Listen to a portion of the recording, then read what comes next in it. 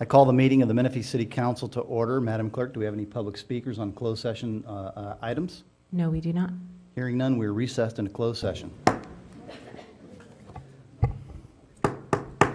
Good evening, ladies and gentlemen. The Menifee City Council is reconvened from closed session. Mr. Melching, do we have any report out of closed session? No, Mayor, not tonight. Very well. Hearing none, Madam Clerk, would you call the roll? Councilmember Denver is absent. Councilmember Leesmeyer? Here. Councilmember Sobek? Here. Mayor Pro Tem August? Here. And Mayor Mann? Here. 4 present, 1 absent, Your Honor. Thank you. We have words of inspiration tonight by Pastor Tony Truax. Pastor? All right.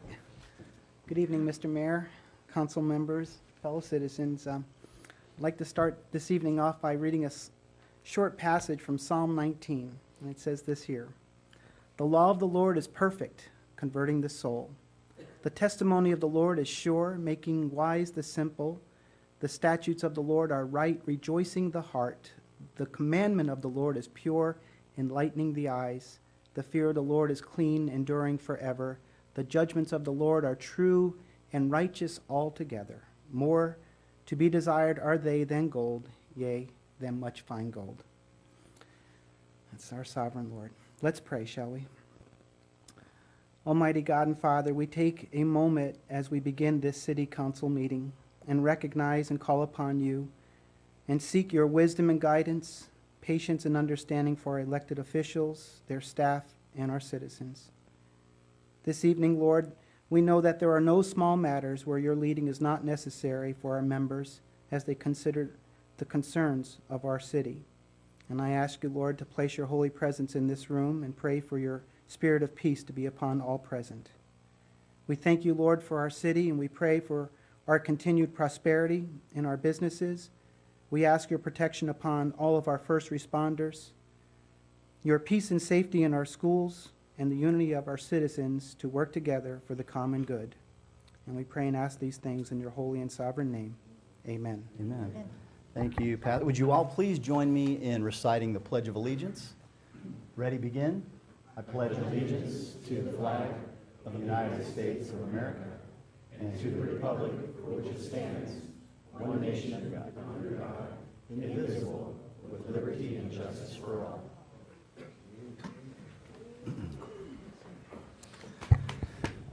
Thank you all.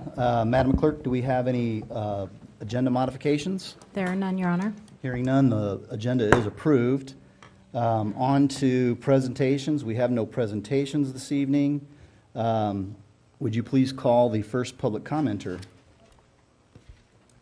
Do we have any public commenters? Yes, we do. First up is Southwest California Pageants, Miss City of Menifee.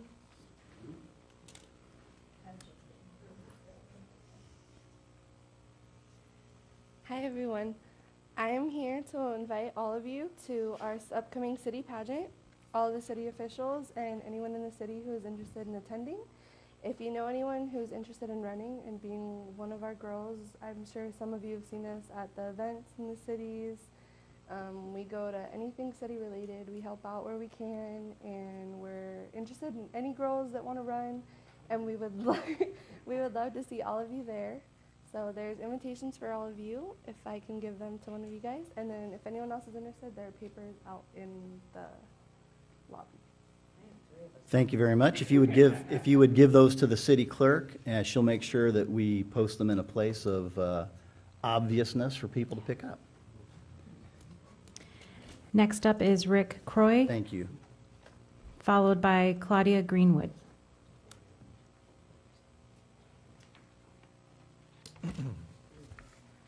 Good evening, City Council. I'd like to congratulate Murrieta on their new hospital, Kaiser.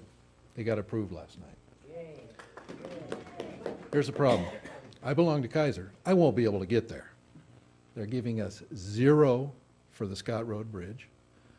It's outrageous. It's just outrageous. I can't believe that they could, in good conscience, not contribute to what's going to be serious impacts on our city, especially in that Scott Road corridor down there. We have several GPAs coming up from the county just east of us that are going to add another 10,000 car trips a day down Scott Road. I think the thing to do, and I'm thinking of creative ways to get people over the hospital when it's completed, maybe put a zip line down the Edison lines or something, because we're just not going to be able to get there. I left my place this morning to get on the northbound freeway, 7 iterations at 5:45 in the morning of that signal to get through, going to the northbound side. Some of the people that were getting on southbound, I think they're still there. For Murrieta to create such an impactful thing as a hospital and not contribute to our pain, it's just, it's crazy. It's got to be dealt with in some sort of manner, and I think everybody here agrees. Mr. Smith put together a fantastic letter that challenged them on many, many points. The letter should be required reading for anybody that is interested in good planning, but apparently they didn't bother to agree. Also, if you could put up the thing there.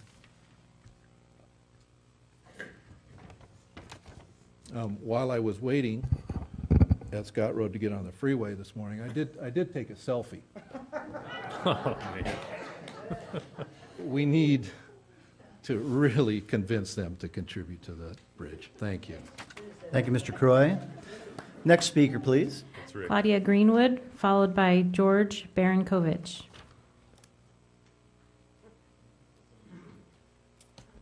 I don't know if I can follow that.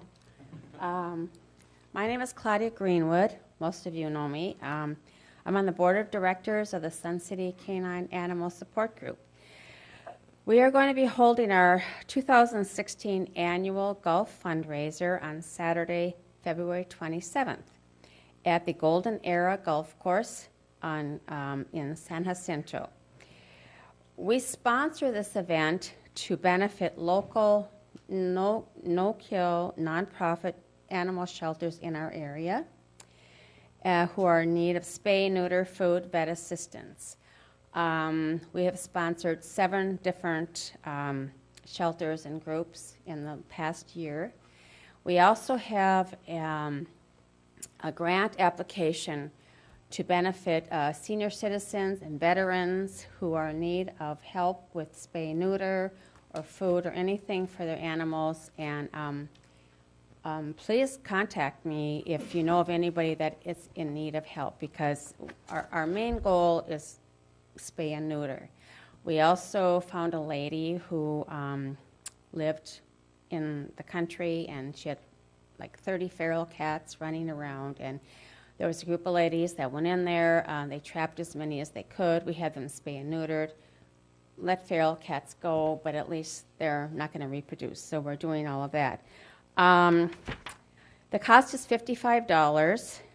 It includes an 18-hole scramble, golf cart lunch, coffee and donuts, closest to the pin, first and second prizes, raffle prizes, and once again, it's to benefit no-kill nonprofit shelters in our area and other places. And actually, I have to say, one of the ones that we've sponsored recently was called 4 Paws for Patriots, and I'm sure that a lot of those of you that are veterans know it's an organization that trains dogs to be with veterans that are in need of help, and that was one of our very proud events that we sponsored. So I do have flyers. With your permission, I'd like to leave some out in the lobby.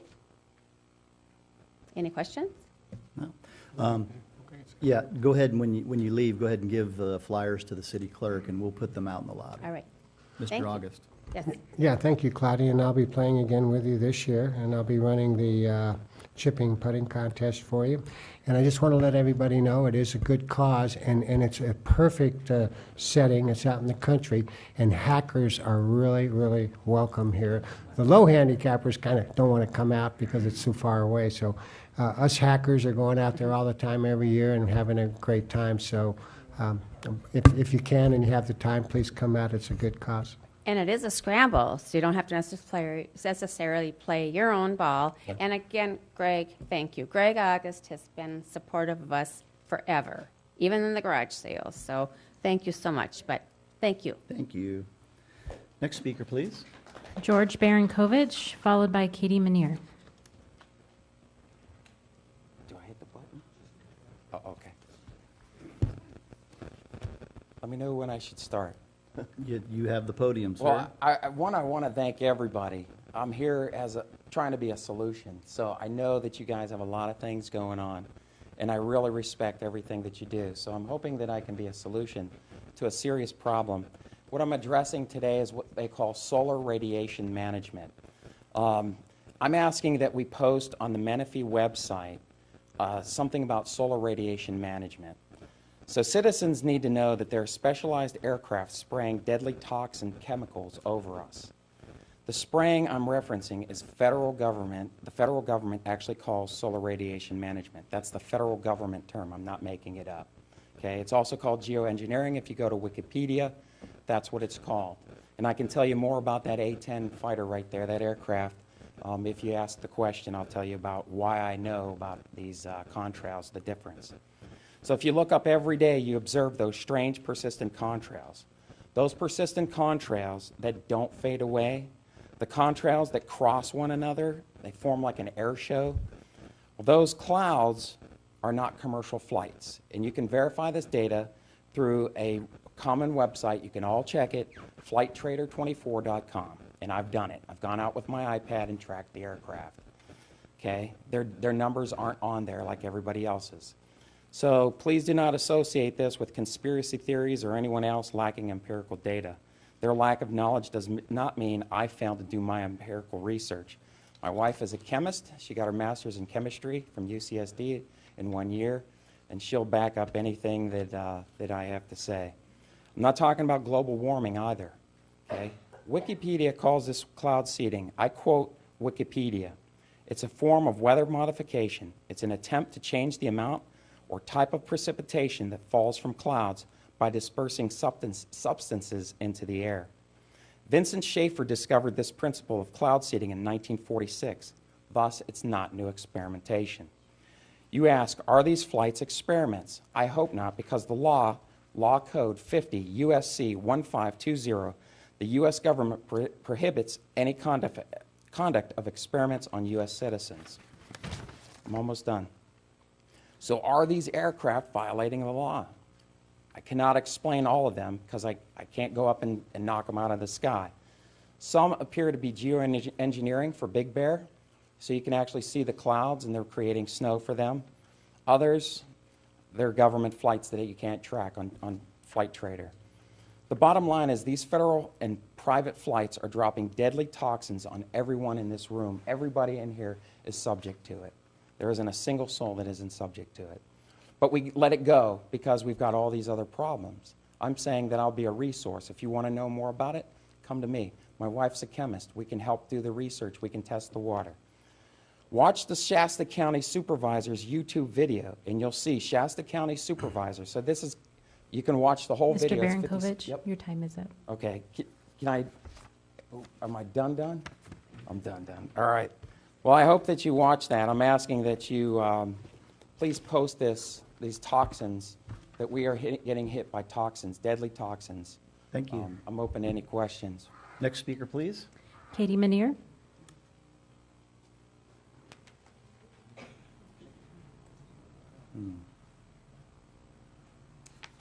Well, that gentleman was interesting. Now we have to worry about the air as well as the ground. Go home and look up sludge and have your wife investigate sludge and what they've dumped out here for years.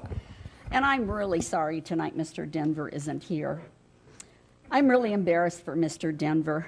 Of all the things I've talked about up here all these years and all the things I've brought to the attention of him and you as a council, all he could do was have enough guts or whatever, lack of sense, to correct me on my grammar. Well, I'm going to tell him, and I hope he watches the video and sees this, his board of realtors is a sham. I went to a meeting when there was an election going on for the new council seat. I handed out information. I actually handed out documents to the effect of what's been dumped down here. Gave them fair warning they need to disclose it. Has it been disclosed? Has any of those realtors contacted me? I think not. That shows what his character is. He hasn't bothered to investigate or to do anything, and he knows what the cover-up is here, as all of you know. Then Mayor Mann, you're next in my line. You're on the internet espousing and claiming all your godly deeds and how faithful you are and loyal. A man of God doesn't put people in harm's way. A man of God does not lie, tell falsehoods, and then go on to say what a godly man he is.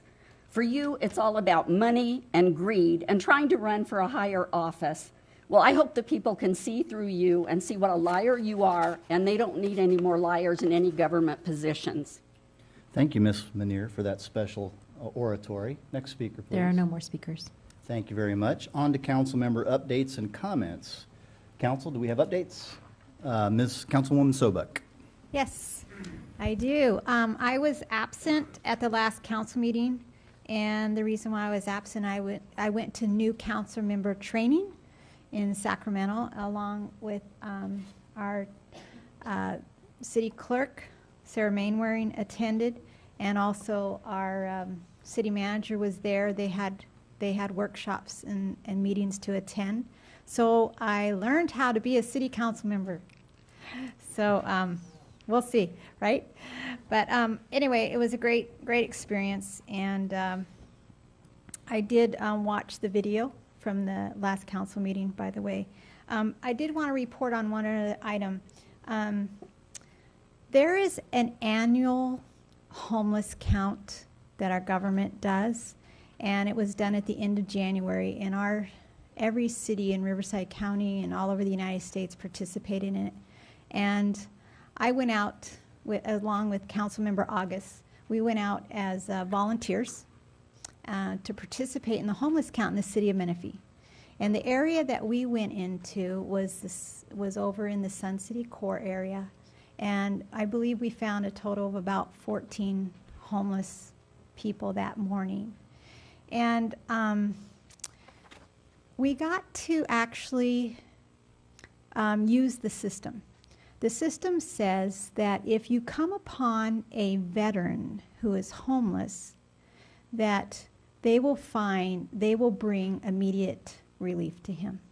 And so we made a phone call. We had come upon a homeless veteran who was sleeping outside in a sleeping bag, and he said he wanted some help. So we called the phone number, and within an hour, there was someone there from Riverside County to pick him up and to get him the help he needed. I wanted to share something with you. This man didn't have very much, and our wonderful staff, Gina Gonzalez, was doing the interviewing, and Alan Yun was there we went in groups. And he was so grateful, he wanted to give me something, okay? So he had this box. Here he is homeless, and he didn't have very much. And I didn't want to take this box. What he had in it was a few pieces of change and his cough medicine. That's what he was doing. And so it was a great learning experience for me. If you ever have an opportunity and you want to participate in that homeless count, take advantage of it. Learned a lot about the different homeless people that we have in our community, and I will do my best to do whatever we can to support the programs that are out there to help them. We did learn that most of them didn't want help. They don't want help, most of them. And so it was a great learning experience, and it was very touching for me that morning how a homeless person who didn't have much wanted to give me something. So great lesson. Thank you. Thank you. Councilmember Leesmeyer. Yeah, just briefly. I too was up in Sacramento for a League of California Cities Public Safety meeting, and we discussed new legislation around the activity of drones. We all know about the activity around the fire in San Bernardino, where the aircraft were grounded because of the drones that were somebody flying a helicopter or some sort of a quadcopter that kept the airplanes out of the area. So they're proposing some legislation to require more more registration for owners of those drones. So that's kind of being discussed right now. We'll have more of an update in March. There was a little bit of a discussion about AB 243, which was some cleanup language for the marijuana cultivation ordinance. And we had a good presentation from the Santa Barbara Fire Department regarding something they're trying to do on correcting the 911 call routing. So a lot of cell phones right now, actually all cell phones go to CHP, and they gave a presentation that outlined an instance when somebody called 911 from their cell phone and it went to CHP, but they required medical assistance. And in the time that it took the call to be routed and the driver of the ambulance and the paramedics got to the wrong house, that person actually passed away. So it happens a lot. There are hundreds of thousands of misrouted calls. So it's something that they're working on right now, because a lot of people are starting to change and actually drop their landlines and go to cell phones. So I'll have more of an update on that in March. Thank you, Mr. Leesmeyer. Mayor Pro Tem, do you have an update? I have a brief update myself. 2 weeks ago, I attended the RCTC Annual Strategic Planning Workshop. It's a 2-day workshop where we review the priorities and plans of the commission, which spends your Measure A money.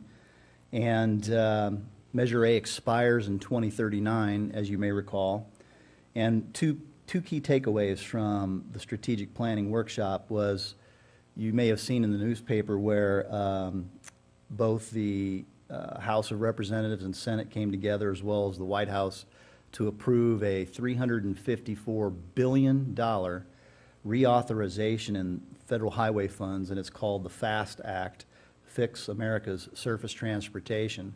And of that $354 billion, 9.5% will go to state of California, and then it'll be farmed out to various agencies in, like the commission, in different methods from some future formula.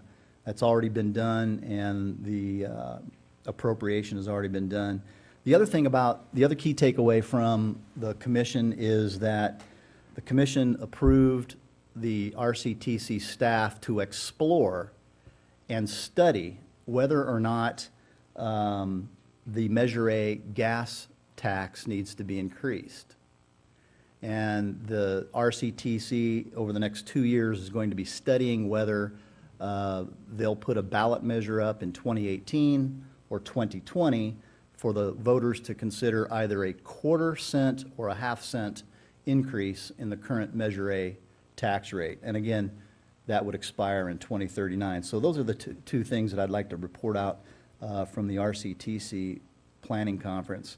Also last week, we all participated in a legislative forum at the Oasis or across the freeway, where we had our federal, state, and myself and council colleagues in attendance to give a public update and take some Q&A, and that was a fantastic event. And I just want to reiterate my thanks and congratulations to Commissioner Rosen and Gloria Sanchez for helping make that thing go. I'd also like to compliment Mayor Pro Tem August for having broken the record of the quickest meeting of the Menifee City Council, 18 minutes and 39 seconds. You know, we purposely kept the agenda short, but you know, hey, you ran a very good meeting. You did a great job. I just want to compliment you publicly. And one quick note, we have a overpass, the Newport Road overpass will be closing down tonight at 9 o'clock. So if we go long and you need to get over the freeway, you're going to have to go another way. That little public announcement there. That completes my updates for tonight. And that takes us to approval of the minutes from the last meeting, in which both Councilmember Sobek and I were absent. Are there any modifications or changes to the minutes? Hearing none, those minutes are approved. That moves us on to the consent calendar. Madam Speaker, do we have a Madam Speaker? We're not in the House of Representatives. Madam Clerk, do we have any speakers on the consent calendar? Yes, we do. On item 10.5, Matthew Duarte. Mr. Director Duarte, good evening. Bear with me, I'm getting over a cold. But again, my name is Matt Duarte. I'm a local attorney, longtime Menifee resident, and president-elect of the Board of Directors for Valleywide Recreation Parks District. I wanted to address the city's intention to take over the Valleywide Parks and give you all some constructive criticism, if I could. I think this is a hugely important decision that's going to impact tens of thousands of people, and the city has done a very, very poor job of articulating the basis for seeking such a significant change. It's a question that, frankly, should be easy. Why is the city doing this? What is the benefit to the citizens? And what I heard last time in December is that this is what mature cities do. They're looking for local control, although I would respectfully counter that I serve as local control for the district. And then just to generally, further develop your relationships with the developers. I think those justifications are wholly inadequate. In your resolution before you tonight, you're stating without reservation that the city can provide parks and rec services at lower costs and better quality. If you truly believe that, show us the numbers and prove it. That is the fundamental threshold issue to all of this, and I feel like you're hiding the ball. Show us the staffing plan and how much it's going to cost. We deserve to know. When you act in secret, like what appears to be doing now, refusing to provide explanation or justification, you erode the public confidence in you as decision makers. I know I personally tried to independently verify the city's claims by making a public records request, and I was completely and utterly stonewalled. I asked for 20 categories of documents, each specifically narrowed to the issues raised in your December meeting, and I assumed that those documents would have been readily available. Of those 20 categories, the city responded to one and claimed the rest are protected as part of the deliberative process. And I'm an attorney, and I have experience in municipal law, and I know what the law requires, and I know that it's not being followed in this instance. For example, Mr. Lennox gave a PowerPoint presentation. I had some issues, and I thought there were some omissions and misstatements in there. That is being withheld, even though it was presented to the public, and saying that it's exempt from public disclosure. And these aren't Benghazi emails here. These are important issues that the public deserves to know about. So I'm asking the council to consider the message that this lack of transparency is sending not just to me, not to Valleywide, but to the community when the city refuses to provide any justification or proof for its position. So, lastly, I spoke out again against the city's attachment application in December, and 3 days later I walked outside to play with my kids, and I found a City of Menifee Community Services van stopped in front of my house, and I started to walk towards it, and it did a U-turn and drove away. So I appreciate the city's newfound interest in me, and I would say that the drive-by is the closest that anyone from the city has come to actually talking to me or Valleywide about it. And I would just say, if anyone at city staff wants to talk to me, give me a call. I have my number. You know where I live. I'll throw some burgers on the grill, and we can have a productive conversation about it. So you guys have a good meeting, and thank you for your time. Thanks, Mr. Duarte. Just a point of clarification about what's on the agenda for the consent is the action of detachment or not for Valleywide is not a city decision. The resolution that's on consent tonight is for an application to LAFCO, Local Agency Formation Commission. The LAFCO is the governing body that will analyze all of the facts, figures, revenues, expenditures, take all the things that we've been saying for 2 years into consideration, and LAFCO will decide whether or not there is a detachment action. And so from our standpoint, it is absolutely a due diligence on our part. It is about local control. It has nothing to do with quality of services that Valleywide has provided to the residents of Menifee for years, decades, actually. And so it's about the resolution that's on consent tonight is about applying for a detachment application so that LAFCO can hear both sides. With that being said, do we have any other speakers on consent? There are no more speakers. I'll entertain a motion on the consent calendar, please. Motion to approve. We have a motion and a second. Madam Clerk, call the roll. I'm sorry, I didn't catch who's second. Mayor Pro Tem. Thank you. Mayor Pro Tem August? Aye. Councilmember Leesmeyer? Aye. Councilmember Sobek? Aye. Mayor Mann? Aye. That motion carries. Thank you. On to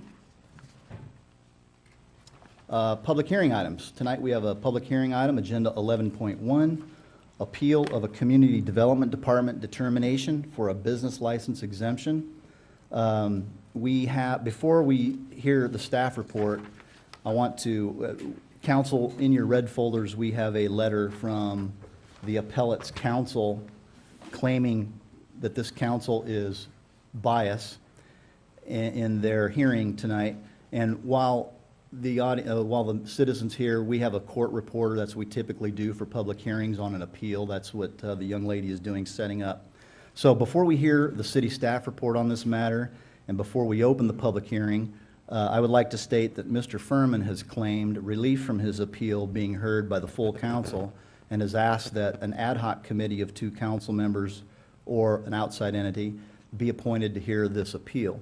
In the request for relief, Mr. Furman claims bias by this council, but fails to articulate any evidence of bias that would cause the council to grant that request. In fact, the city council did not initiate this appeal. Rather, Mr. Furman is appealing from an adverse decision by city staff, and we are the appellate body. Each member of the city council has no question that he or she can fairly and objectively consider this matter based solely on the facts presented, and each council member has no bias towards Mr. Furman. And in any event, the decision on this appeal is not about personality. It's not about the past. It's not about personal feelings. It is solely and exclusively about the nature of the use of the Wooden Nickel Ranch property as the appeal was filed. Council, do any of you feel that you cannot objectively hear this appeal tonight based upon the facts? No, I completely agree with you. Very well. I have the same thing. I think we can proceed on this matter. Mayor Pro Tem, you have a statement? Yeah, I would like to make a quick statement here, and I see Mr. Furman's in the audience, and I'll just refer to him as Tom. And I have no bias against Tom. I have enjoyed a friendship with him. I've enjoyed many a good time at the Wooden Nickel Ranch. We've played golf to each other. We've socialized together.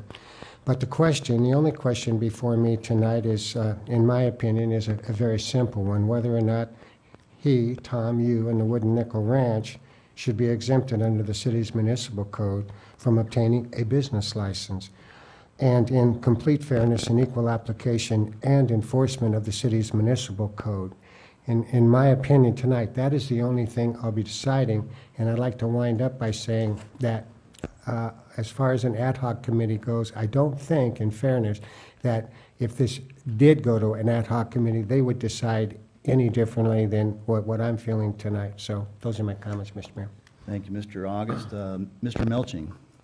Thank you, Mayor. Just briefly, I wanted, for your benefit, to clarify that I have a unique role tonight. When a matter such as this comes before the City Council on an appeal, the city staff sort of acts in a somewhat of a prosecutorial role, where they are effectively attempting to defend the decision of city staff, whereas you act more like a judge on a proceeding such as this. And what that does to your city attorney can give the city attorney a divided loyalty.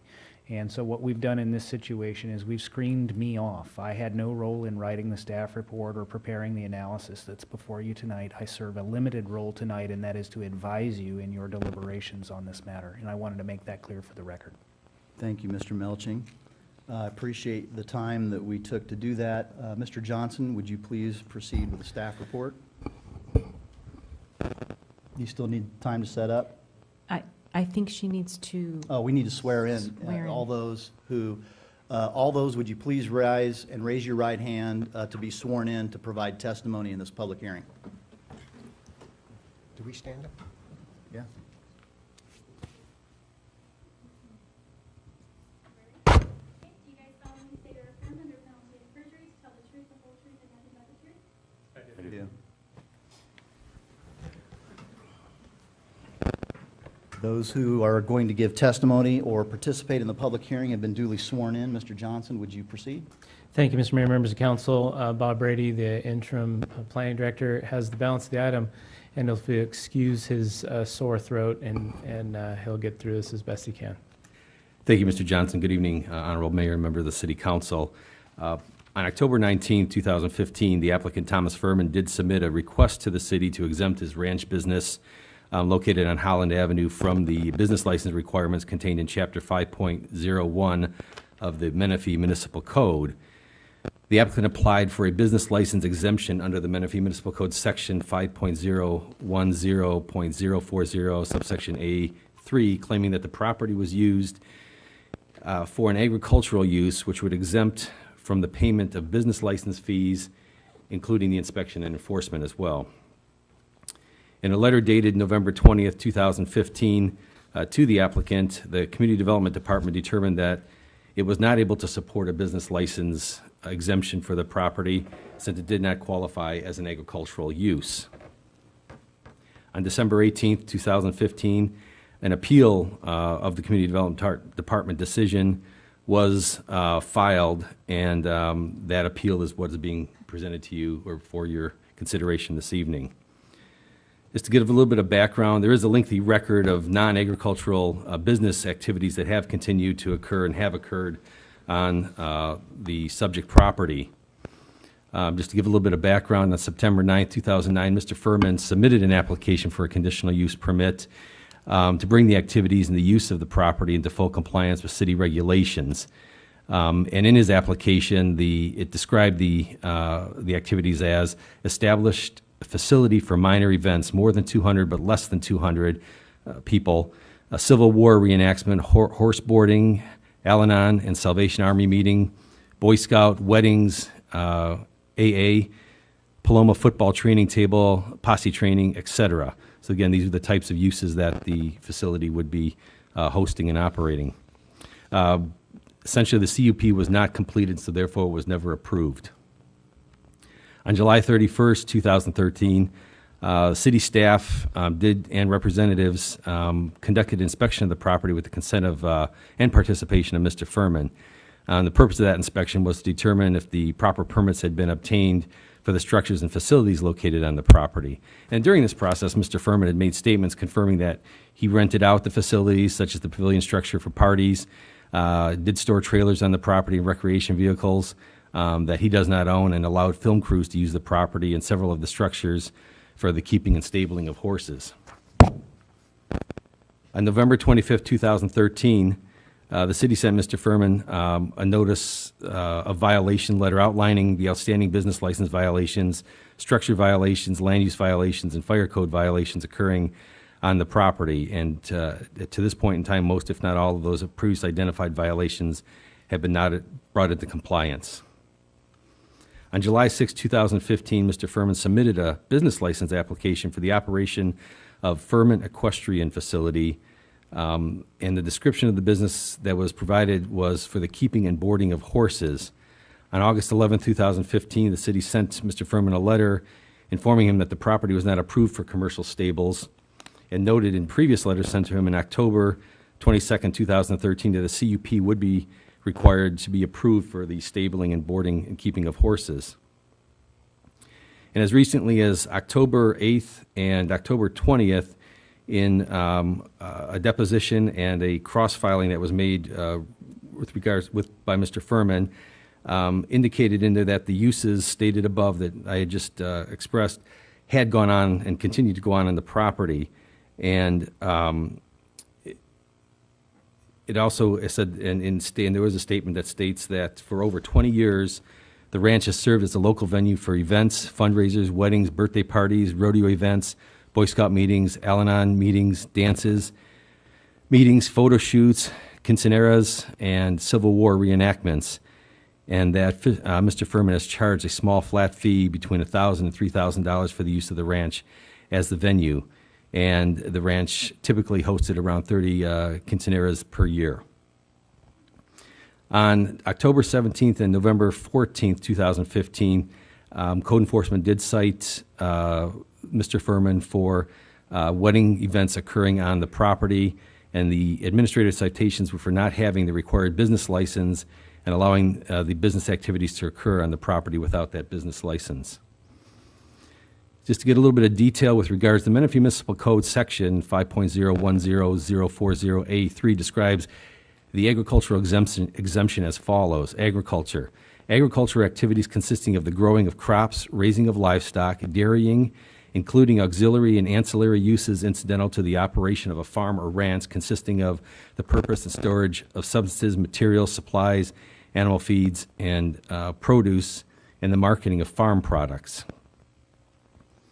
The applicant's appeal contends that the agricultural use occurring on the property which would qualify for the business license exemption is the raising of livestock, in this case, activities related to the horses. And the appeal states Mr. Furman applied for this exemption as it relates to the boarding, feeding, grooming, raising, and riding of horses at the ranch.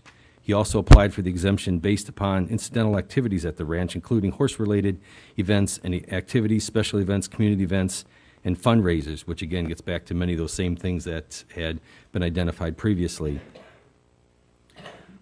While the application states that the business is a ranch, as described above, the city has received multiple prior business license applications indicating that the applicant is engaging in horse boarding on the property, which is not consistent with the definition of agriculture. Horse boarding is not considered a like or similar use to those uses listed as examples of agriculture in the subsection 5.01, such as the growing of crops, raising of livestock, and auxiliary or ancillary uses incidental to the operation of the ranch. In this case, horse boarding is not an ancillary use, but rather a primary use of the property. The horse-related activities do occur on the property. The activities are commercial service for the board and care and stabling horses that are not owned by Mr. Furman, as evidenced by the prior application filed by Mr. Furman and testimony from the October 8th deposition. These activities do occur on the property. Special events and activities that have occurred, such as the weddings, wedding receptions, private parties, the operation of commercial stables, storage of recreation vehicles, trailers, rock crawls, etc., are clearly not incidental and auxiliary uses related to the operation of an agricultural activity occurring on the property. These activities and events are more significant than any agricultural activity that's occurring on the property. In addition, if it's determined at a later date that a portion of the property is being used for an agricultural use and the agricultural use is found to be exempt under the section 5.01040A3, the remaining activities known to occur at the property, such as the horse boarding, the special events, would not be exempt under this section. Only the activities classified as agriculture would be exempt. So in summary, the historical account of multiple applications for a business license and permits to operate various business uses, the code enforcement history, Mr. Furman's own statements, along with those identified in the appeal application, and the letter submitted by Mr. Furman's legal counsel, clearly demonstrate that the primary use of the property is not for agricultural purposes. The uses that have occurred and continue to occur on the property are such as boarding horses, the storage of recreation vehicles, holding events open to the public, and renting the property for private events, such as weddings, quinceañeras, are the primary activities that occur on the property, which are not agricultural in nature. And for these reasons, there is no basis to grant a business license exemption for the activities and use of the subject property. And with that, it is staff's recommendation that the City Council conduct a public hearing in accordance with Chapter 2.040.050 of the Menifee Municipal Code and uphold the Community Development Department decision to deny the request for a business license exemption. Thank you, Mr. Brady. Are there any questions by council of staff?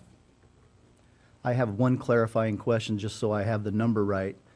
I thought I heard a couple of citations in 2015 for unpermitted events on the property. How many was that? There were 2 citations issued, one on October 7th for an event occurring on October 17th, and another on November 14, 2015, both those in 2015. Okay, thank you very much. No further questions? Very well. I will open the public hearing at time 7:52, and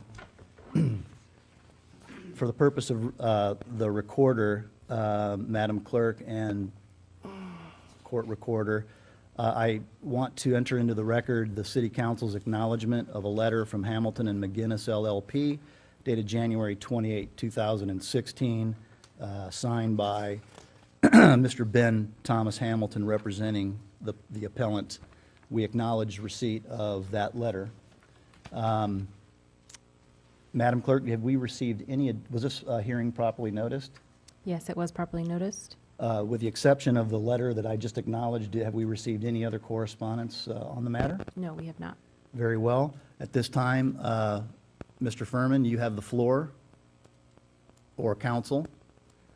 Now, very well, just a point of order.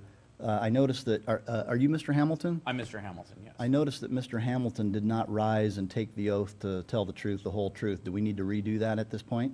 Mr. Hamilton, would you? Sure, I wasn't planning on personally offering any evidence. This is really argument, but Yeah. if you would like me to swear in, I will. I have no objection. City Attorney, is that appropriate? He does not have to take the oath, Mayor. Very well. Thank you. Please proceed, sir. Thank you, Mr. Mayor. And thank you to all of the council members for their time this evening. Thank you, Mr. Brady, for your recitation of essentially the city's side of things. I do agree with Mr. August. This is going to be a very simple issue. This is a simple issue before the council tonight. First of all, I want to clarify things. Mr. Furman's appeal is being narrowed right now.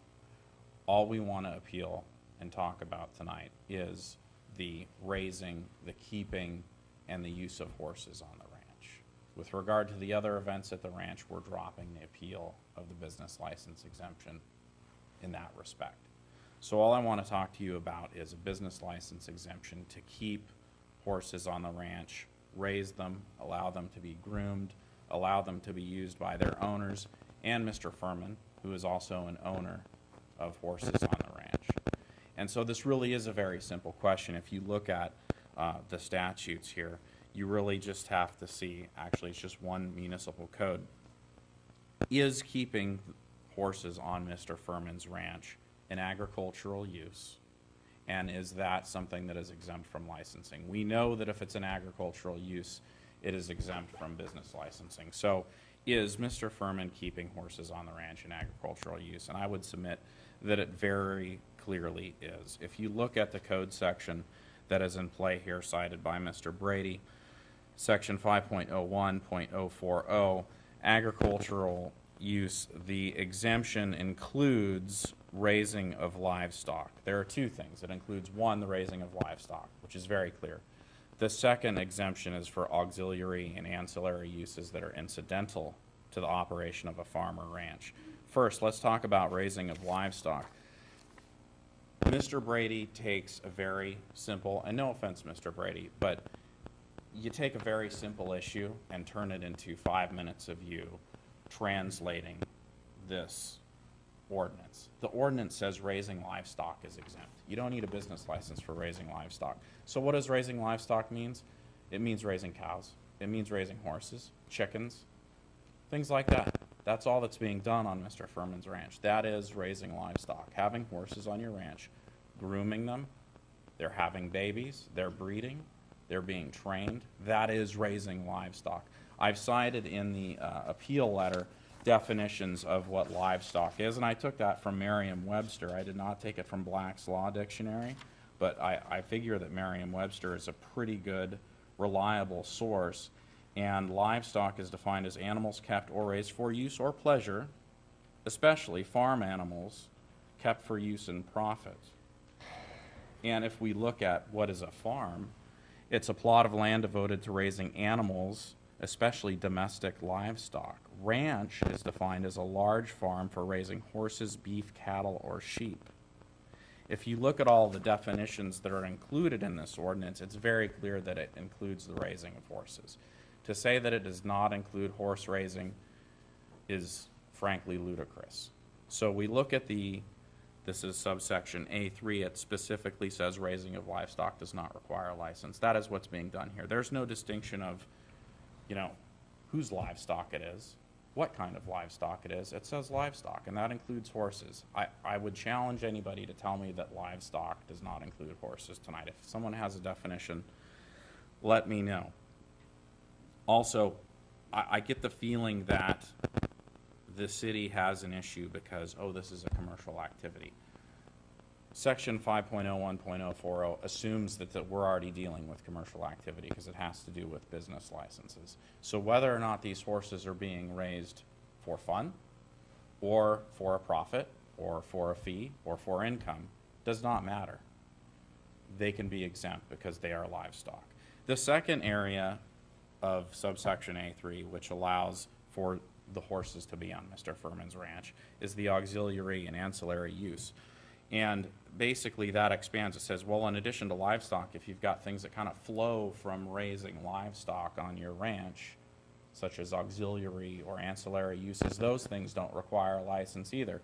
Well, you've got horses being raised on a ranch, and you've got other things being done with horses, which is grooming them, riding them, training them, people enjoying their horses, I don't know, talking to their horses, petting them, doing whatever people do with horses. That is clearly an ancillary use of having livestock on the ranch. The only other ancillary use I could think of is like what we do with cattle and sheep, slaughtering them, preparing their meat, and doing things like that. That is clearly not done with horses in this case. The only other ancillary use you could have with horses would be to do what's going on at Mr. Furman's ranch, which is people riding around horses, grooming them, enjoying them, socializing around the horses. So if you look at just the ordinance, it's very clear that these horses fall under livestock. They fall under agriculture. The definition of agriculture itself, I think I already read it to you guys, but just to go over it again, it includes raising livestock in and of itself. And if you look at the definition of what a ranch is, this all includes horses, there's no question. The second main issue is, and this isn't really as clear cut, but I think it's really something the city needs to take into account here, is the history of the ranch.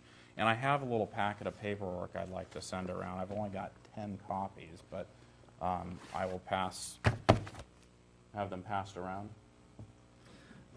Present them to the city clerk. Thank you.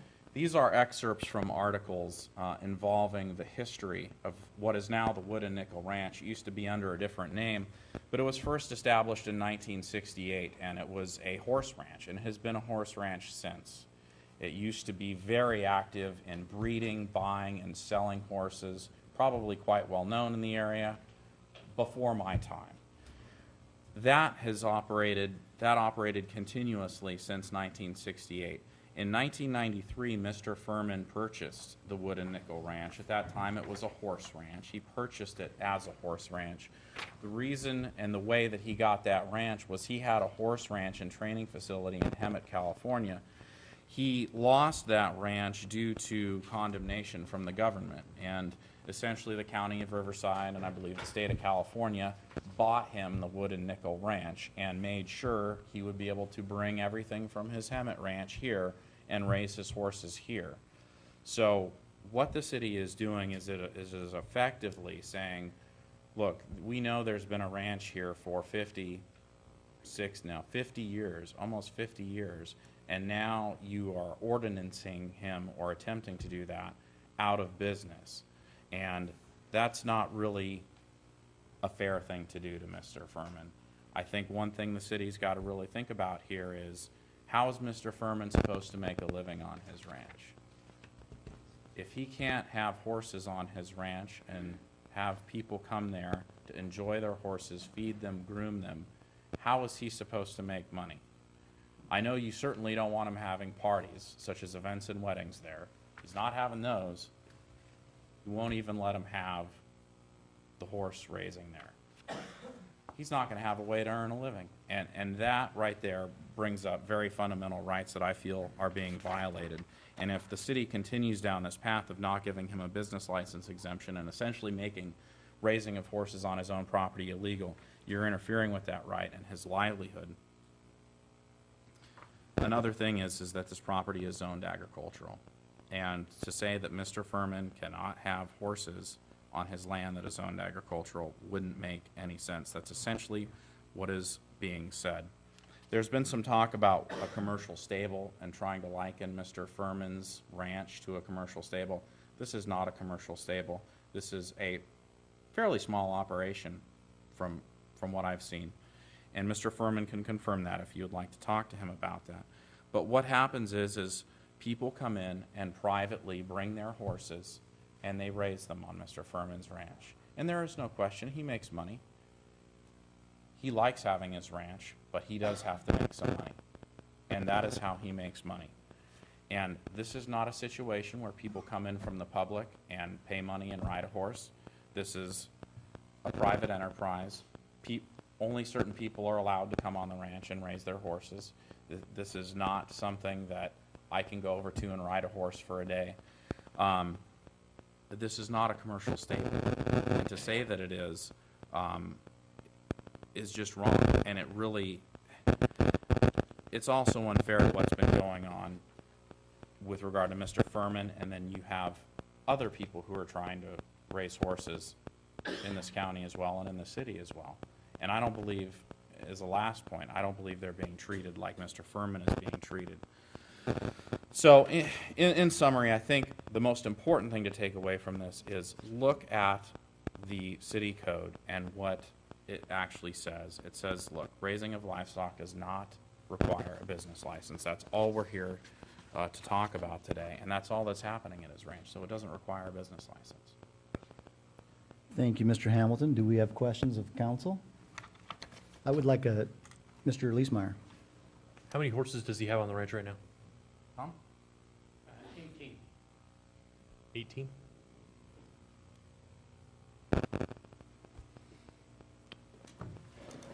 Mr. Hamilton, just a clarification I'm trying to understand your definition of for-profit and commercial boarding versus raising livestock. Before I ask, Mr. Brady, how many horses per acre can a property owner have for personal use? I don't know that offhand. I think it's what, 2? We need to find that out. Okay. So regardless, even if it's 5 and Mr. Furman has 18, Mr. Hamilton, if you bring your horse to Mr. Furman's ranch and you put it in one of his stalls and you pay him $350 a month for boarding, which includes, I'm assuming, hay feeding, maybe shoeing, maybe exercise, help me understand why that is not a commercial operation. Well, I'm not sure what you mean by commercial operation. Well, You're talking about I'm simply for-profit? asking, if you come to his ranch with your horse and you occupy one of his stables for 12 months out of a year and you pay him $350 a month for your horse to be in one of his stables, how is that, help me understand how that's not a commercial enterprise?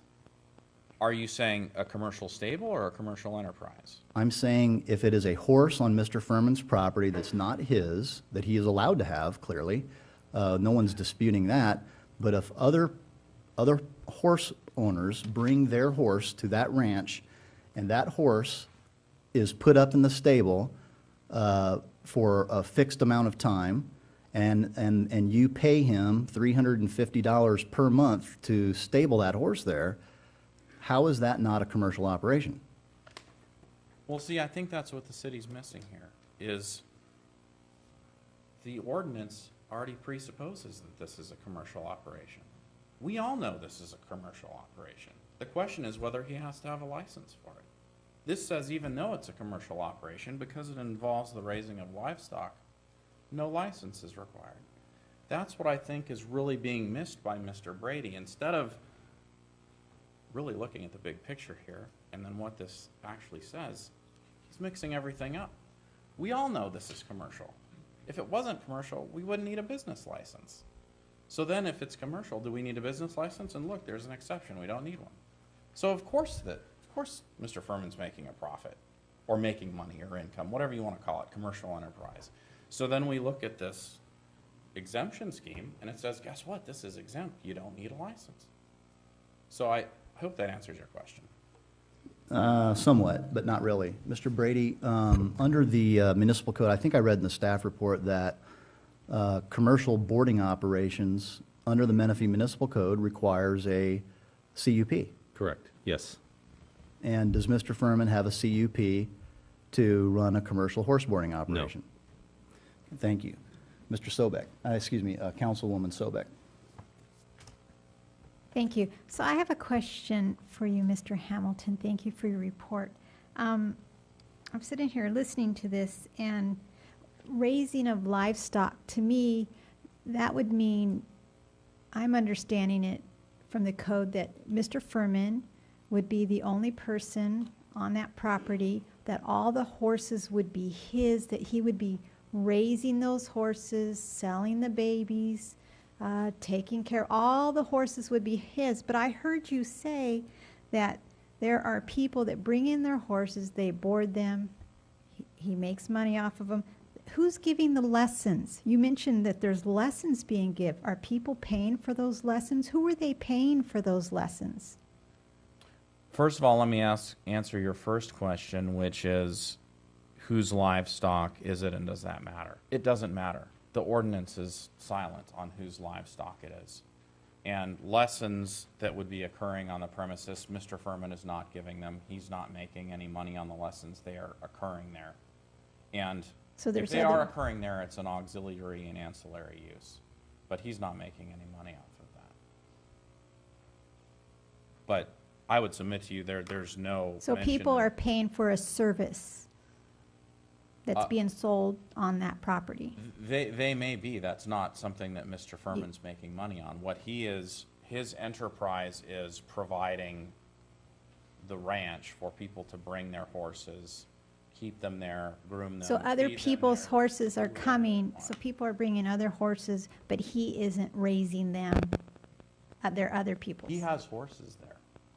Is he It's a mixed use, but they are not all his horses, and they are not all other people's horses. Okay, thank you for explaining. Mr. August? I have a question for Mr. Brady. Mr. Hamilton said that the property was zoned agricultural. Would you confirm that? The property has a land use, general plan land use designation of RR5, which is the rural residential 5 acre, and then the zoning is RR Two and a half. 2.5, 2.5. which is Okay. rural residential. What's, regarding what Mr. Hamilton said, I probably should ask the attorney this question. Regarding that information, how, does that change your statement that that property is zoned agricultural? You know, I got that based on the assessor's office online. It says agricultural. And we also do have an email that was attached to the appeal, and I do believe it talks about it. Let me see what it says there. It says use code is agricultural livestock, coded A12 horse ranch. That may be different than zoning, but that is one of its designations. is We horse did have a general plan change, I think in 2013, was it? Yeah, December of 2013. I was just wanting to know what the significance of that would not have any bearing on your defense for Mr. Furman tonight. No, I don't think it really does. I mean, it does lend, you know, one of the things that I'm sure the city is keenly aware is that you still have lots of rural areas in your city.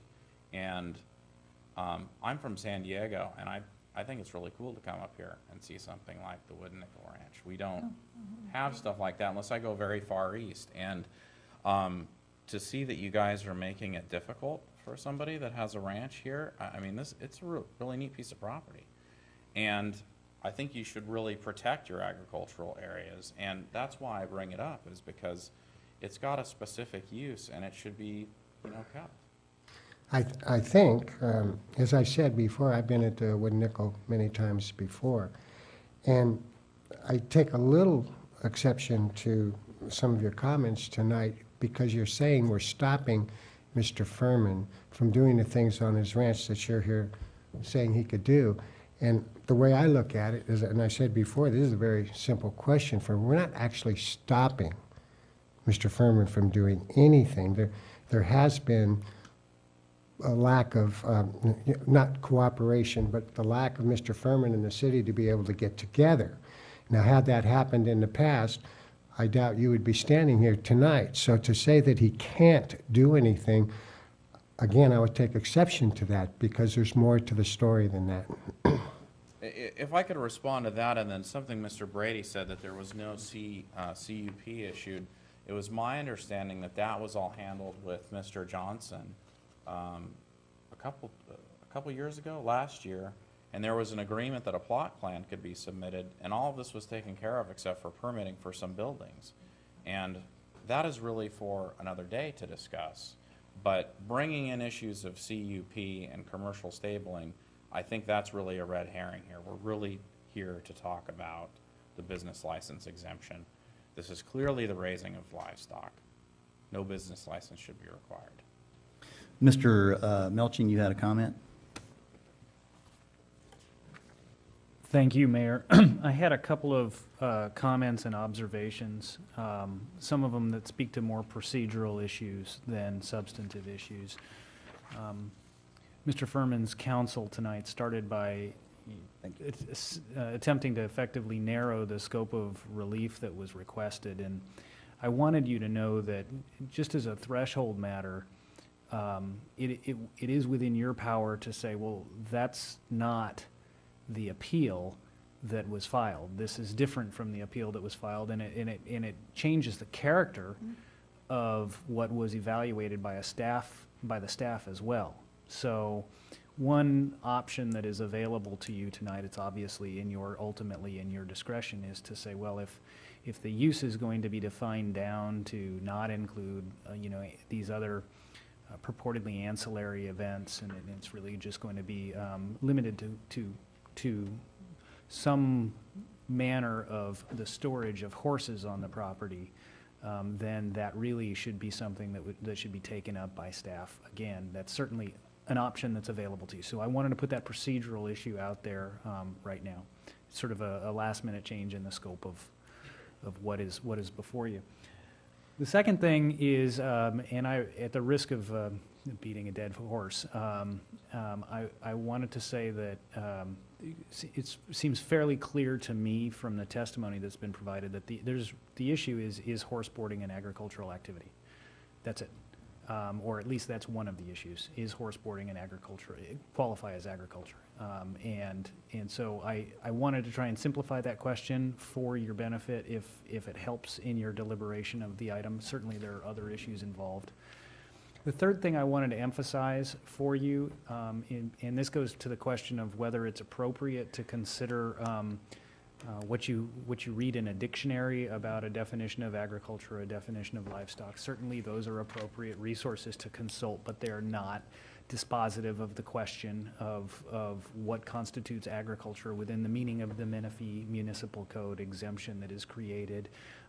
I would suggest to you that you have a group of experts at your disposal about the meaning of the Menifee Municipal Code. Some of you who were involved in the formulation of the Menifee Municipal Code certainly know well what was intended by those words, and you have a community development director who has a career and expertise in interpreting zoning codes and understanding what is meant and what is not meant by the words, and interpreting them in context. So I wanted to put that out there. I want it just in terms of the types of evidence and sort of the weight of evidence that you're allowed to assign to the evidence. And then the final question is, I said that one of the core questions here was, is horse boarding an agricultural use or not? The other issue, again, which you have expertise at inside of City Hall, is what's primary and what's not. What's primary and what's subservient to what's primary in terms of defining the use of a piece of property. And certainly the staff's evaluation was that if there was a component of what happens on that property that would fall under the definition of agricultural, that would be not the primary, but either the secondary or the subservient use of the property. Again, it's your province to decide. I'm just trying to sort of frame the issues and talk a little bit about the procedure and a little bit about the evidence. That's all I have. Thank you. And I have a follow-up question, but Mr. August is up I first. don't know who to direct this to, whether it be Mr. Brady or our city attorney, Mr. Melching, but the opinion of our city planning staff, I take it to be that we oppose the exemption for a business license. But I wanted to point out to everyone that that decision has also been reviewed by an attorney as well. Is that correct? Which attorney are you referring to? Not you. Not me, no. Another attorney in my office certainly has That's reviewed correct. and consulted, but I'm on the other side of a wall from that determination. So should I ask that question to Mr. Brady? You absolutely should. Mr. Brady, would you answer that question, please? Could you ask, just make sure could you ask it again, please? Say again, sir? Could you ask the question again? I just want to make sure I understand. That's yes. So an attorney has looked Yes, at your correct. Yes. position. Yeah. Thank you. So going back, I was going to ask this question after we finished testimony and closed the hearing of you. It seemed, Mr. Hamilton, if I understand you correctly, you came before at the beginning of your presentation and you modified your appeal and that you waived some of the ancillary uses in the appeal documentation, and you're asking us to focus solely on a use as you define livestock. Is that correct? Well, yes, but to clarify, the use of livestock, meaning the horses and the keeping of horses, the raising, the grooming of horses, that sort of thing. Okay. The ranch. So we have the ability to continue this appeal or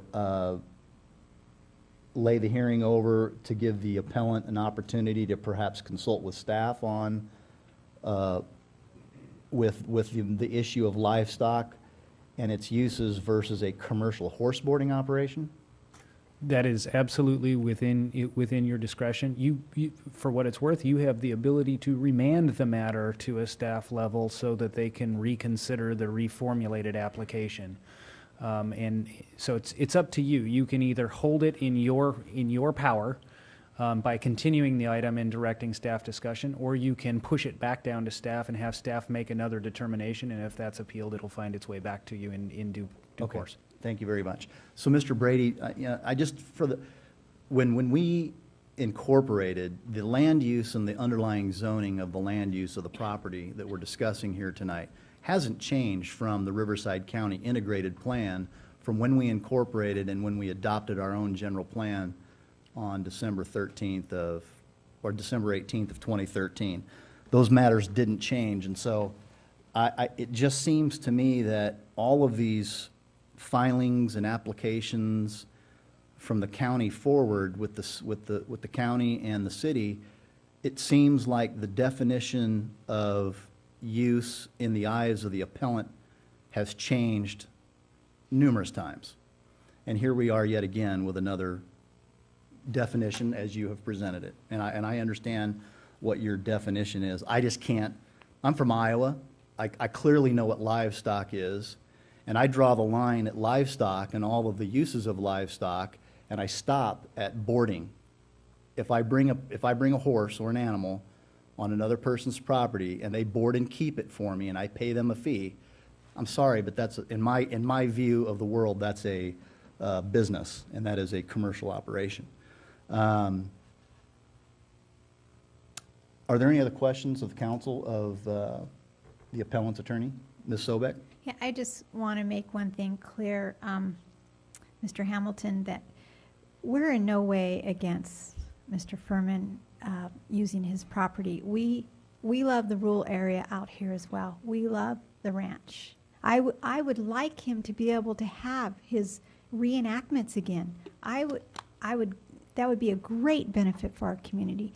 It just needs to follow the procedures, and I would just like to make, I don't know if I need to make a motion, but I'd like to send this back to staff since the appeal's been changed and let them come back with the proper. If you would kindly just table that for just a Okay. moment, because what I would like us to do is continue testimony first, Okay. close the hearing, and then we have discussion inside the rail about what we're going to do. Okay.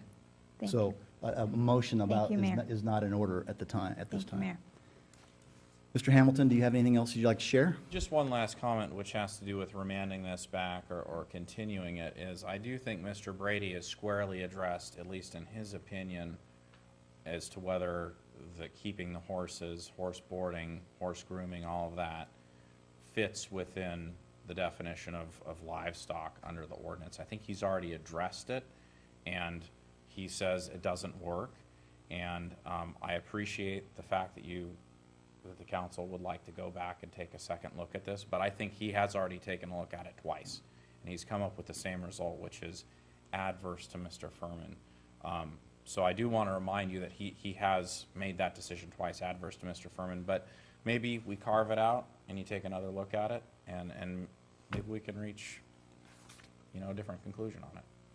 I appreciate it. Thank you, Mr. Hamilton. Appreciate your testimony. Do we have any other speakers on this matter? Mr. Furman, please come forward. State your name for the record, sir.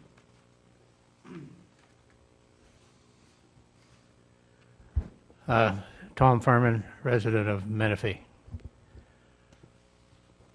Here's a list of 47 places that board horses in and around Menifee.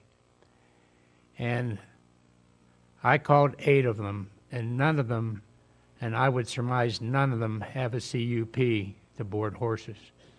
So in your due diligence, I would like some research done on your own, because I have done mine, to see the other places that board horses, just board horses without a CUP.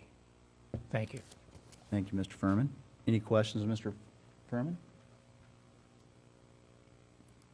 Is there anybody else in the audience that wish to come forward and testify? Hearing none. Mr. Hamilton, do you have anything in conclusion other than what you've already shared? Nothing further, thank you. Thanks, sir. Then this public hearing is closed at time 8:24. We're inside the rail. There's no more public speakers on the matter, only discussion amongst the council and additional questions of staff if necessary. Mr. August. A question, again, I don't know whether to go to Mr. Melching, but we'll start this time with Mr. Brady, okay? Anyway, as Mr. Hamilton said, that you've looked at this twice, and he said that you've stood on the same position. If this should get remanded back to the staff, do you have the feeling that the position of the staff would be the same? Again, looking at it. Based on what we've heard tonight? In terms of what is occurring out there, there's no evidence that there is the raising of horses out there. That hasn't been presented to us in any way. It's our understanding from the staff that there is the stabling and keeping and boarding of horses. That's the primary activity for the horse activity out there. I don't, unless there was something new presented, I don't know how it would be looked at differently. It can be allowed under a conditional use permit. The code does specifically identify that use as a use that's permitted with a conditional use permit. Thank you. Questions? The definition to me of the distinction between an agricultural use and livestock is clear to me in the Menifee Municipal Code versus boarding operation. And I appreciate the testimony of everybody, but I can't get there.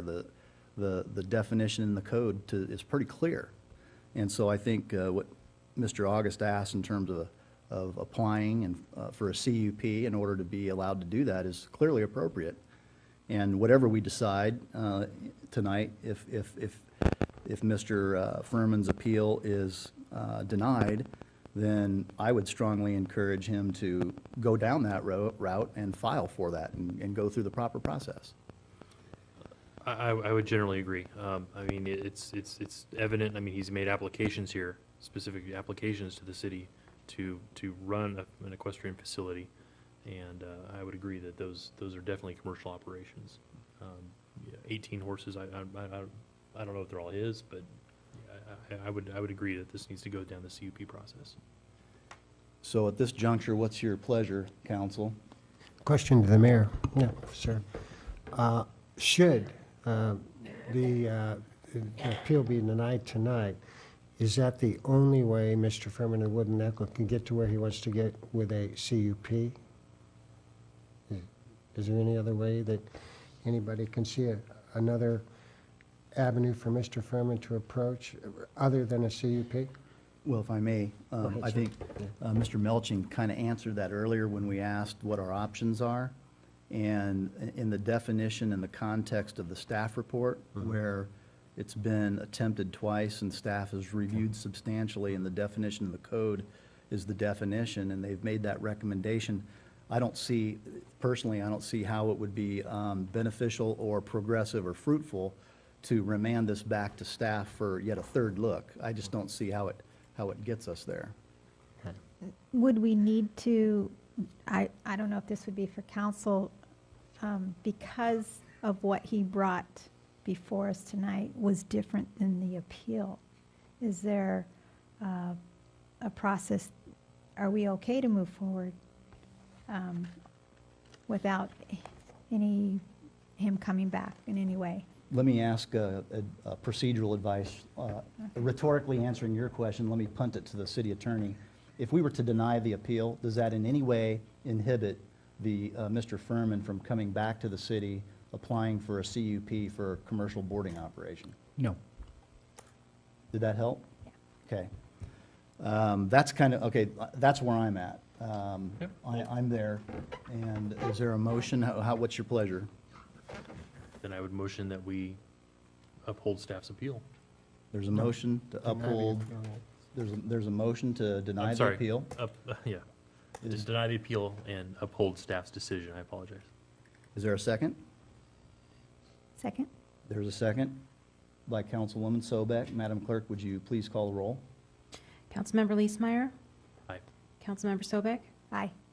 Mayor Pro Tem August? Aye. Mayor Mann? Aye. That motion carries. Thank you all very much. Appreciate your patience. This is a very important thing to make sure that Mr. Furman's appeal was heard in a proper manner. And with that, the hearing is, this matter is concluded, and we'll just sit here while the court reporter wraps up her equipment, and we'll move on to the next agenda item. 5-minute break. We will recess for 5 minutes. We are in recess. We're reconvened into open session, and next on the agenda is Agenda Item 12.1, Comprehensive Annual Financial Report, also known as the CAFR, for fiscal year ending June 30th, 2015. Mr. Johnson. Thank you, Mr. Mayor, members of council. Bruce Folt, Finance Director, will have the balance of the item. Thank you, Mr. Johnson. City Council, residents of Menifee, I'd like to present the Comprehensive Annual Financial Report for June 30th, 2015. I have a brief presentation, and in light that the Newport Bridge is being shut down, which is how I go home, I'll make this as quick as possible. After my presentation, I'll hand it over to our auditors, Mr. Ivan Gonzalez, who's from RAM CPA, and he'll have a few closing comments about the audit. So this is what our cover of our CAFR looks like.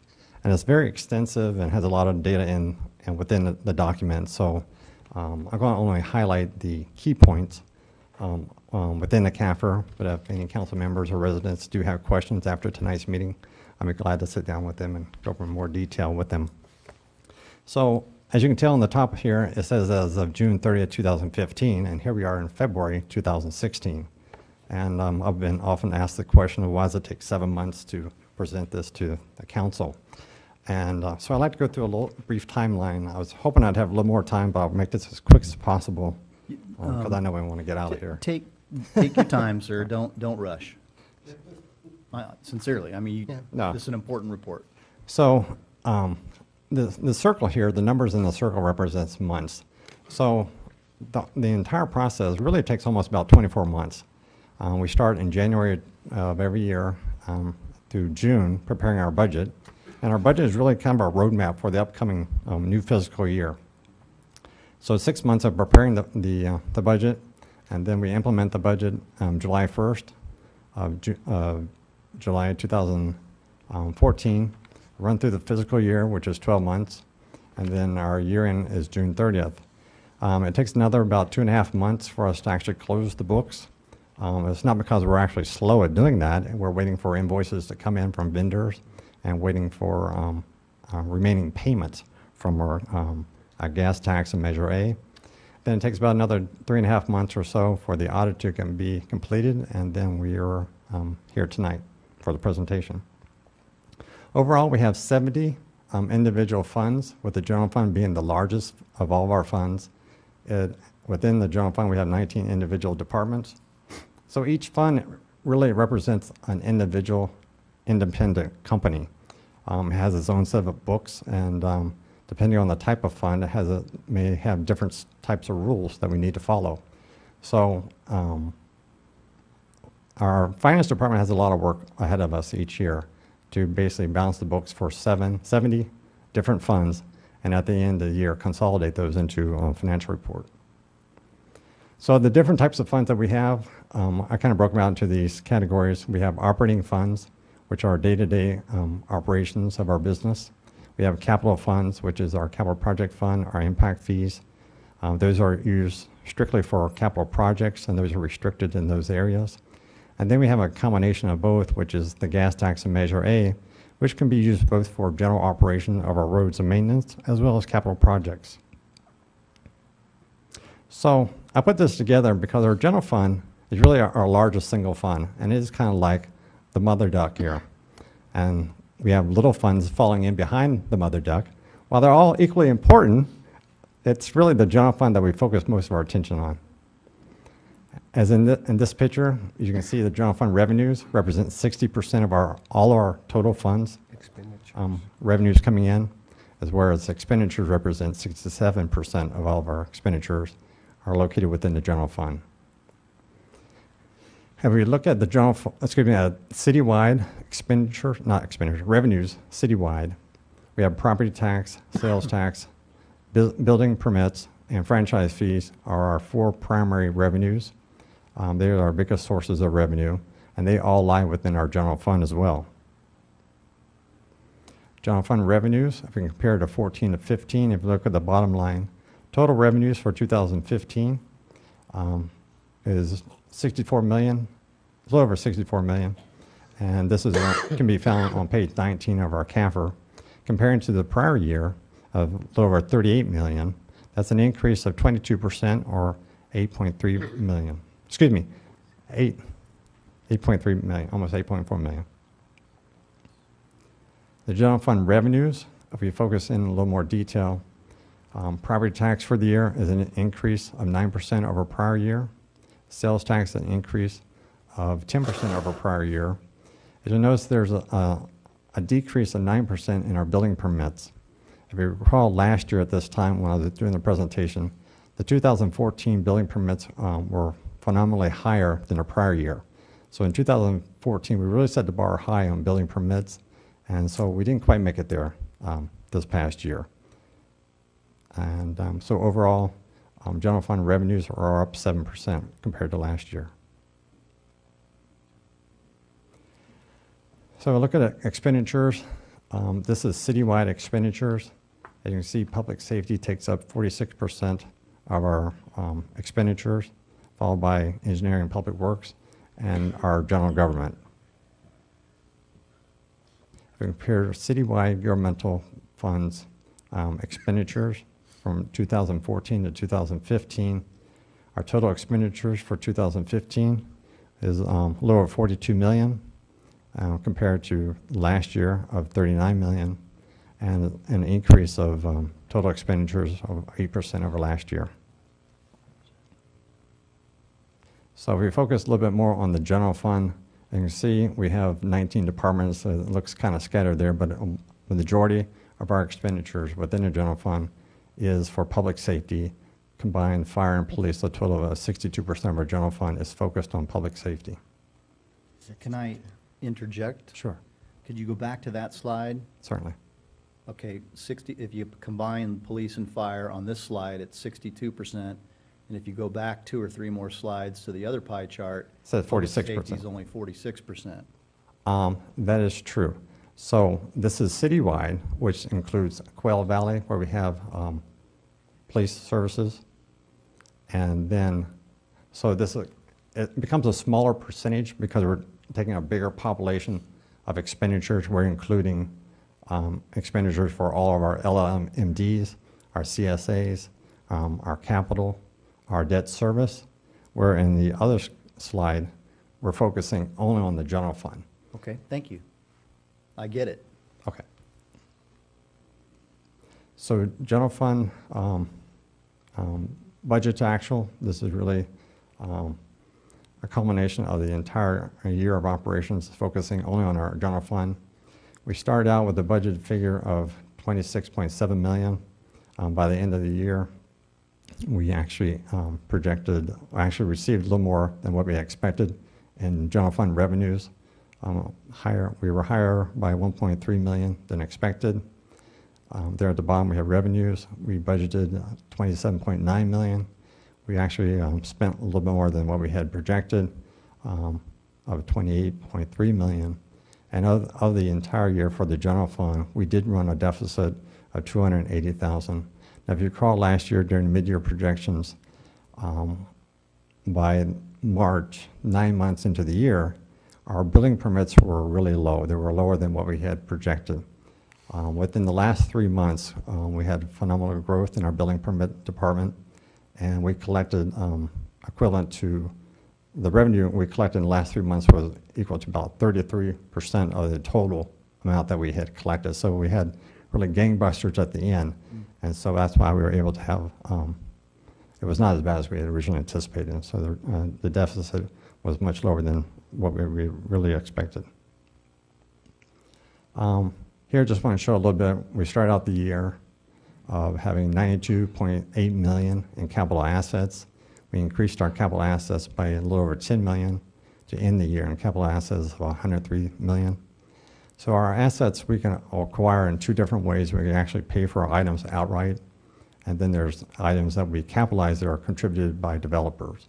So when a developer installs streets and roads, curb and gutter on within their development, those eventually become contributed capital because they assign those to us, and then we take full responsibility. So some of the items here I wanted to show you. This was Newport Road. Well, Newport Road, this is the widening project east of the 215. Well, that's been done for some time. It wasn't until the fiscal year 14-15 that we actually fully capitalized this project. So this is what it looked before the project. This is slightly right after the project, and then a little bit later after we did the medium improvements. Another item that we capitalized about this fiscal year was the Menifee Road missing link. This is what it looked like before. This is what it looks like today. We bought some utility trucks this past year. This is one that we bought for our Public Works Department. This was paid through gas tax. And we bought some message boards. They were also purchased through gas tax, as well as some other vehicles we purchased throughout the year through AQMD. So none of the vehicles that we actually bought this year were paid through by the general fund. So they're either funded by gas tax or AQMD funding. So that concludes my brief presentation. I'd like to hand it over to our auditor, and they will have closing comments.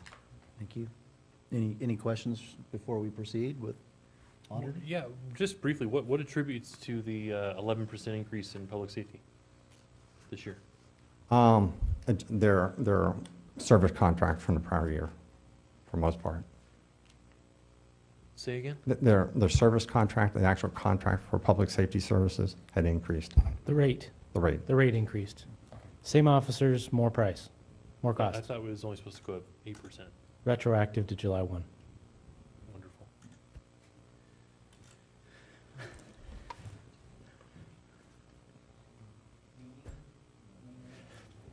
Pull the mic up. So there you go. Good evening, Mayor and members of the council. Good evening. I'm going to be discussing our opinion on the financial statements that Bruce has just done a summary of. We issued an unmodified opinion over the financial statements and in relation to opinion over the supplementary and required supplementary information, which are required components of our audit. Our audit was done under U.S. auditing standards as well as governmental auditing standards, which include a compliance component that was included in our audit. An unmodified opinion is the highest level of assurance that we can provide as part of our audit. In addition to our opinion over the financial statements, we also issued an opinion over the internal controls in relation to government auditing standards, and we, as part of the audit, we didn't identify any material weaknesses or significant deficiencies in relation to internal controls over financial reporting, which is a good thing. The last letter I'm going to be discussing is, it should be included in your agenda packet. It's a letter to those charged with governance. In this case, the City Council. It's basically an overview of various topics in relation to the audit. For example, significant estimates used as part of the financial statements. If there were any findings, this would be where they would be brought to your attention. In this situation, there were no findings or any items that were deemed to be necessary to be brought to the attention of the council. And if there's no questions, I got a question. Okay. How long take you to do this, and how many people did you bring in to conduct the audit? Well, including me, there was 4 people that came in to do the audit field work, and we came in two times during the year, once during summer and later in the year around, I think it was October. Okay, thank you. When do the new GASB standards for OPEB kick in for audit requirements? Mr. Manos, good evening. It is good to see you, Scott. Scott Manos, Scott Man, no relation. One thing I did want to say, thank you, Ivan, was that during the year, the GASB 68 and GASB 71, GASB is the Governmental Accounting Standards Board Statement 68 and 71, were adopted by the city. And what that did was put the net pension liability on the face of the financial statements for the first time. That liability's always been there as long as you were part of PERS. So it's not a new liability, it was just reported differently. Right. And the standard changed the reporting, it didn't change the funding of the plan, it didn't change how you pay for the plan, it just put that liability on the books, and it was about $288,000, I think, which is minuscule Compared to some San of the- Bernardino, Well, yeah. San Bernardino, I have a client down in San Diego, it's $137 million. So that's that one. And now you do have GASB 75 coming up, which is the 17-18 fiscal year for the other post-employment benefit plans. That will be coming up, and that is for healthcare, retiree healthcare. And that's going to have the same effect. Don't know what that liability is going to be. PERS, you kind of had a sense of what it would be based on what they were reporting to you. This one, I have no idea what it'll be. You're going to have to sit down with the actuary, and they're going to have to go through and calculate what that liability is going to be. Mr. Johnson? I was just going to mention, Mayor, members of council, we don't offer that lifetime medical from. There is an OPEB plan in the statements, so I'm not sure.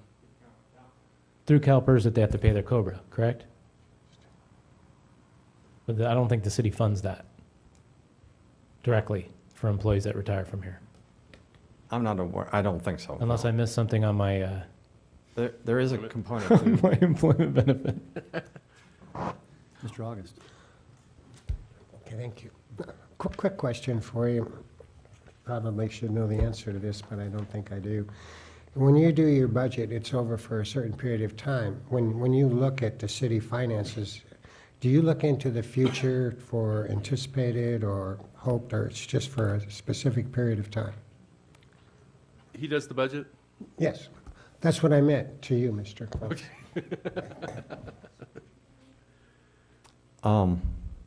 You're referring to the budget, do we look further than 1 year in advance?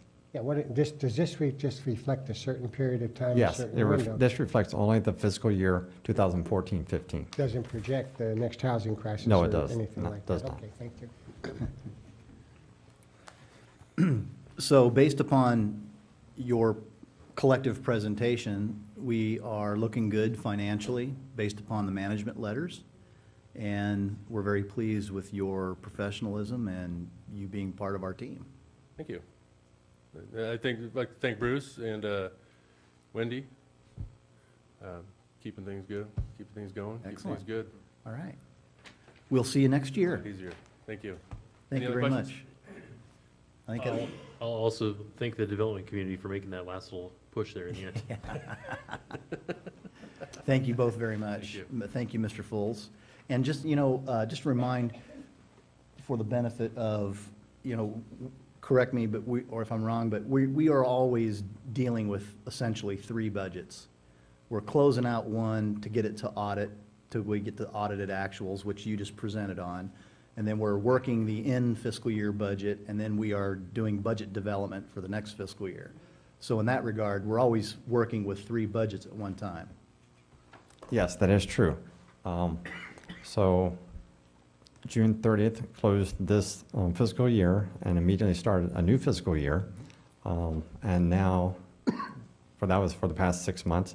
And so now we'll start preparing for next year's budget. So yes, throughout a cycle, within a 12-month period, we are working roughly with 3 different types of budgets. Okay. And we'll get a semi-annual report here in the next couple of months. That is correct. We'll do a mid-year. Okay, mid-year. Can I ask a question? Of course. No, Mr. Fultz, so when you're looking at next year's budget, what numbers do you use for that? I get data from various sources. Like, let's just take it, for instance, gas prices, they continue to go down. You have no way of knowing if they're going to go up or go down, and that does affect the budget. So how do you deal with that? We do receive data from the Board of Equalization on estimates of what. Estimates, okay. Yes. Thank you. And another example for Mr. August's benefit, as on our CTC, the Measure A revenues are down, the gas tax in general is down statewide, and Menifee's share of that loss is 1.3 million. So that's a budget assumption that we'll be building into the next budget, as an example. Thank you. Okay, thank you all. On to agenda item 12.2, consideration of a Distinguished Citizen Award Program. Now, this does not have a staff report to it. This was requested for discussion of council, and I'll punt it to Councilwoman Sobek, who asked for the item. Thank you. Now, Councilmember Denver isn't here to join in this discussion. You want to lay it over? And it's late to get home, but I don't mind having a little discussion, but I don't know if he would like to chime in on it. Knowing Mr. Denver, I think he probably would like to. But she wouldn't, so. Well, no. No, I mean, Mr. Denver believes in recognition and participates in a lot of things like that. So, I mean, if you're wanting to give him that opportunity, if you would like to lay it over, just make. I think that would be a good thing to do. All right. Is there a second on that? Sure, I'll second it. And I don't think we don't need to take a roll call vote on that. There's unanimous consent to lay it over. Thank you very much. In light of that, we're on to city attorney reports. Nothing further from me this evening, Mayor. Thank you, sir. Mr. Johnson? Thank you, Mr. Mayor, members of council. I have just 2 items to report out on, actually 3 items. I did attend the Mayor New Councilmember Academy, and at the same time, I was at a legislative policy committee for the League of California Cities on Transportation, Public Works, and Communication. That was on Thursday, and it is disastrous to learn about some policy issues that are coming out from the governor, especially on the transportation issues that we found out about. So my report out to you is not a good one, but we did raise a little bit of a red flag. The league is looking at several different options for increasing not only the gas tax, but a supplemental fee for our roads. And as you've heard before, it's either vehicle miles traveled or road usage charge. Those words keep popping up. What I found ludicrous was the league's presentation and possible position that additional funds would be added to vehicle license registration fees as compensation for the lack of Measure A or gas tax money. So I immediately raised my hand and went on a 20-minute gripe about how the city of Menifee doesn't get vehicle license fees. So if you tack on an additional fee to vehicle license fees, you're taking our gas tax away, and you've already taken our vehicle license fee money away, so we'll get nothing. To which your colleague, Clint Lorimore and Eastville, jumped right on, and so we beat that up for about 20 minutes, and I think everybody finally said, waved a white flag, and they're going to go back and look at something different. If it is calculated or an additional fee is put on vehicle license fee that we don't get, we have to figure out a mechanism for how we're going to get that. The claim is that there will be in 2 different pots. I don't know how you're going to do that. If you get vehicle license fee money or revenue somewhere at the state, and you put an additional money on top of that fee that everybody's paying, how do you take that additional fee, move it somewhere else, and give it to somebody who doesn't get vehicle license fees? Very big problem. Thankful I'm on the committee, raised a red flag for us, and I hope that as we continue to work with the league, that they will take that into consideration and oppose anything that doesn't restore vehicle license registration fee to Menifee, Eastville, Harupa, and Wildomar. So we're tracking that. The governor's proposal is $65 increase per vehicle registration, correct? That was how, like the $65 fee is a number that somebody pulled out of their hat. And then attaching it to vehicle license fee is the only way they could figure out how to do it, because if you try to pay that at the pump, how are you going to pay at the pump, number one? Number two, how does that get to the jurisdiction in the form of a local payment? And the other consideration, which was a horrible one, I think, was through the insurance companies. You'd have to register through your insurance company, you'd have to log the miles, they'd have to check your mileage every year so you could get a particular rate and then pay an additional fee so that you could do a road usage charge. So I don't think that one's going to work, but I'm very leery and a little scared for us if it goes the vehicle license fee registration route, because we don't get that. So I want you all to be aware of that and help me talk to the league and change that. This is not a discussion item, so I just want to state in the context of your presentation about a potential vehicle miles traveled mechanism, a bill was approved by the governor to do a test. And the state is going to do a test. They're seeking volunteers. They want 15,000 volunteers to get 5,000 in their study pool. I signed up for it. I signed up for the pool because I want to see what it is, so that if I have to make a policy decision here or on RCTC, I want to be smart about how that works. So if anybody else wants to sign up, you can go onto the website and sign up. I think it's Caltrans or something like that. Cal Road Works or something. Something like that. Former council member in San Diego, Jim Madaffer's running that for the. But in context of, I'm very appreciative that both you and Councilmember Leesmeyer are on that transportation. I'm on public safety. You're on public safety. Well, I'm glad that you're on there. You were going to be on public. I was trying to get you an appointment there. Well, we wanted to split the baby. That's true. But we're grateful that you were in the very position well represented to fight from the Menifee. fight. Thank you. The other piece of the puzzle is that today, tomorrow, and Friday, there's the league city manager meetings, and so I will be driving out after the meeting tonight, and I'll be there tomorrow. We'll be back here Friday, though, for a couple meetings with some Caltrans folks, talking about some of our infrastructure. So those are the three, I think, reported out items. Nobody else? We didn't say Oh, two things we did as well when we were in Sacramento. Actually, three people we saw. We met with Assemblywoman Melendez. We asked her to support the VLF. She agreed to do that. We talked to Senator Stone, who is the senator for Wildemar. We pitched Wildemar and us. He's agreed to support anything that comes through. And then third, we ran into Jason Gonzalez, our former lobbyist, and we asked him a couple questions about the VLF and running that through. So even though we're all pretty positive that a new bill will come up, and Senator Roth has already introduced it for the restoration of our vehicle license fee, we believe it will get to the governor again. He probably will veto it again. But our point is we need that track record.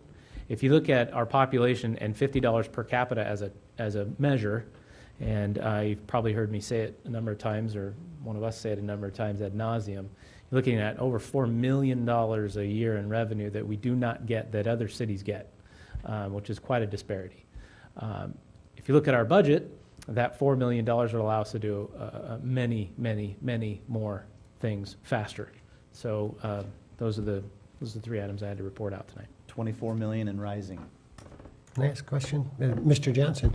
I'll ask the mayor this question, but I guess VLF is going to come up again and go to the governor's desk. And I just want to know the chances and the percentages of it being passed are going down, down, down, down. So the city relying on those, or counting on those types of services would also be going down, down, down as well. In other words, we can't stand around and wait for something that has less chance of passing than it did before. Yeah, the governor has said he's not going to pass it. Okay, But all right.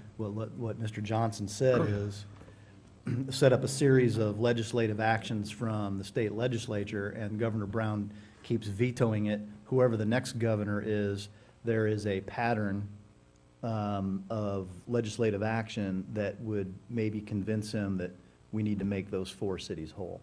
So yes, you're absolutely right that we at this juncture, there's no way we can rely on it whatsoever. It's an act in futility, but it's an act that we have to continue to do because we have to show a track record of us needing. If we stop now, the state would believe that we don't need the money. we're fine to operate the way we are. And so the vehicle license fee goes away, gas tax Measure A money goes away, we're left with nothing. We need to continue to raise our hand and shout and stomp our feet and do all those things. So. Write letters. Thank you, Mr. Johnson. Are there any future agenda item requests from council tonight? Hearing none, we are adjourned.